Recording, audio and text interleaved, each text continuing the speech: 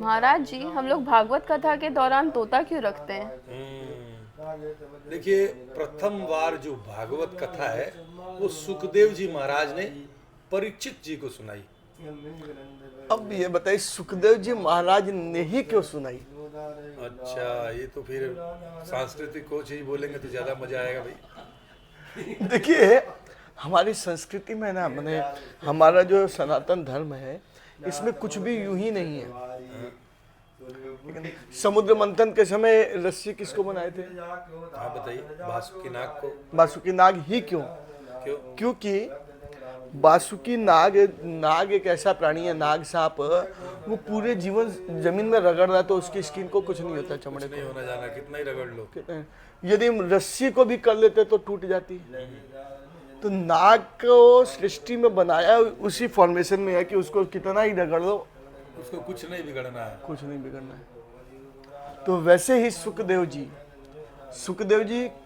स्वरूप क्या है? तोते का।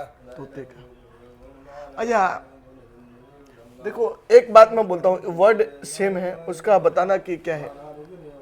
यदि अटल बिहारी वाजपेयी किसी को बोलते 2 बच्चे बस, और ये लालू बोले 2 बच्चे बस, शब्द वही है, भाव अलग अलग है, बोलने से शब्द वही थे, फर्क आ रहा है। अच्छा, मारो मत जाने दो और मारो मत जाने दो, शब्द वही है, भाव अलग अलग हो गए।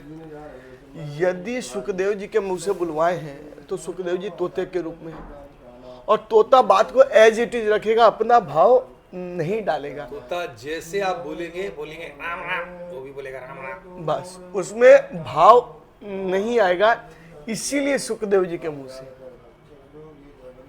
तोता मैसेंजर है, मैसेंजर तो है, भाव को नहीं डाल करके भागवत कथा को एज इट इज रखा। यह अब आप पे हम पे निर्भर करता है कि जब भी कोई भी भागवत कथा वाचक है तो वो उसमें अपने भाव डालते हैं, लेकिन भगवान की कथा को आपके सामने एज इट इज रखने का काम किसके माध्यम से करवाया गया? सुखदेव जी महाराज का, नहीं सुख यानी तोते के माध्यम से। यही कारण है कि आज भी तोता रखने की परंपरा है भागवत कथा के समय, ठीक है ना, कि आपके यहाँ जो सुन रहा है वो जाके बाहर सुनाए।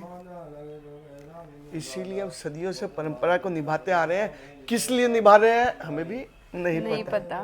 ठीक है, तो यदि हम अपनी धर्म संस्कृति पर थोड़ा सा अध्ययन करेंगे तो हमें बहुत कुछ मिलने वाला है। बोलो भगवान श्री कृष्ण की जय, सुखदेव जी महाराज की जय।